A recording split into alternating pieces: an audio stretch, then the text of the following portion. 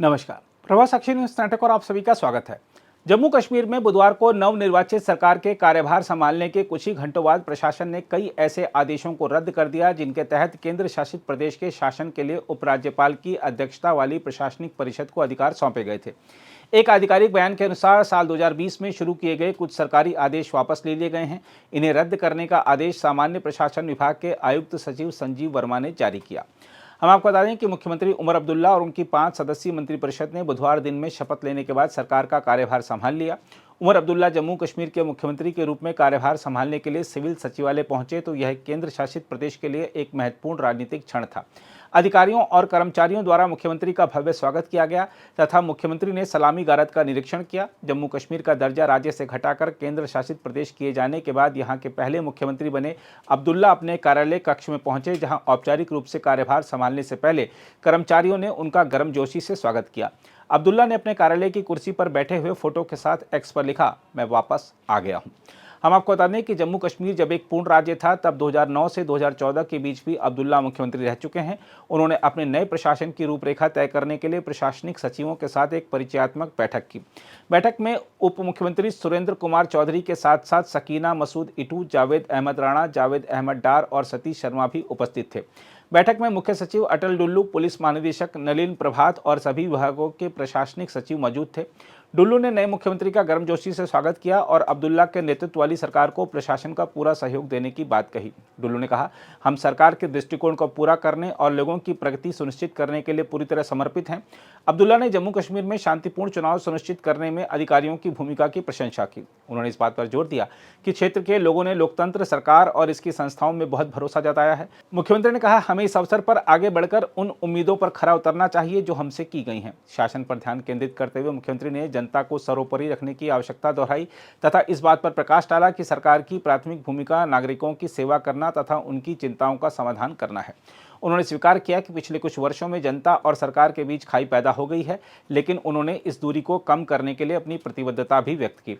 उन्होंने कहा, हमारे प्रशासन का दृष्टिकोण लोगों के अनुकूल होगा। हमने सिविल सचिवालय में सकारात्मक सोच के साथ प्रवेश किया है, जिसका ध्यान जम्मू कश्मीर के लोगों के लिए सर्वोत्तम सेवाएं प्रदान करने पर केंद्रित है। उमर अब्दुल्ला ने इस बात पर जोर दिया कि नागरिकों और सरकार के बीच की खाई को पाटना सर्वोच्च प्राथमिकता है। उन्होंने कहा, इसी कारण से पूरे भारत में लोकतांत्रिक सरकारों को प्राथमिकता दी जाती है और हम लोगों को सरकार और उसकी संस्थाओं के करीब लाने के लिए अथक प्रयास करेंगे।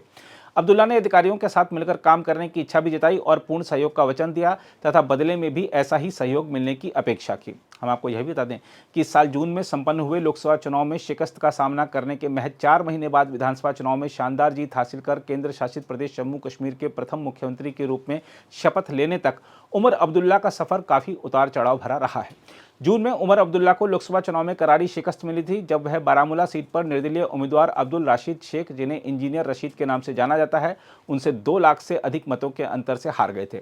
जब अन्य दल विधानसभा चुनाव की तैयारियों में व्यस्त थे तब उमर अब्दुल्ला ने घोषणा की थी कि जम्मू कश्मीर को केंद्र द्वारा राज्य का दर्जा बहाल किए जाने तक वह चुनाव से बाहर रहेंगे।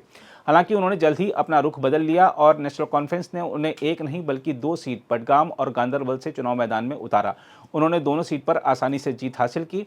अगस्त 2019 में संविधान के अनुच्छेद 370 को निरस्त करने और पूर्ववर्ती जम्मू कश्मीर राज्य को 2 केंद्र शासित प्रदेशों में विभाजित किए जाने के बाद नेशनल कॉन्फ्रेंस का समर्थन अप्रत्याशित रूप से बढ़ा है तथा मतदाताओं के एक बड़े हिस्से ने क्षेत्र की सबसे पुरानी राजनीतिक पार्टी को अपना समर्थन दिया है। स्ट्रैथक्लाइड विश्वविद्यालय से एमबीए की पढ़ाई बीच में छोड़ने वाले उमर 1998 के चुनाव में मैदान में उतरे थे और 28 वर्ष की आयु में 12वीं लोकसभा के लिए चुने गए तथा संसद के निचले सदन के सबसे युवा सदस्य बने थे। वह 1999 में पुनः निर्वाचित हुए थे और उद्योग और वाणिज्य राज्य मंत्री बने तथा साल 2000 में विदेश राज्य मंत्री बने, लेकिन गोधरा कांड के बाद उन्होंने केंद्रीय मंत्रिपरिषद से इस्तीफा दे दिया था। अपने पिता द्वारा कमान सौंपे जाने के बाद उमर 2002 में परिवार के गढ़ गांदरबल से उम्मीदवार काजी मोहम्मद अफजल से विधानसभा चुनाव हार गए थे। वर्ष 2004 में वह फिर से लोकसभा के लिए चुने गए। वर्ष 2008 के अंत में हुए विधानसभा चुनाव में उन्होंने गांदरबल सीट जीती और नेशनल कॉन्फ्रेंस सबसे बड़ी पार्टी बनकर उभरी। वह 38 साल की उम्र में मुख्यमंत्री बने थे और देश में सबसे युवा मुख्यमंत्रियों में से एक थे तथा कांग्रेस के साथ गठबंधन सरकार का नेतृत्व किया था।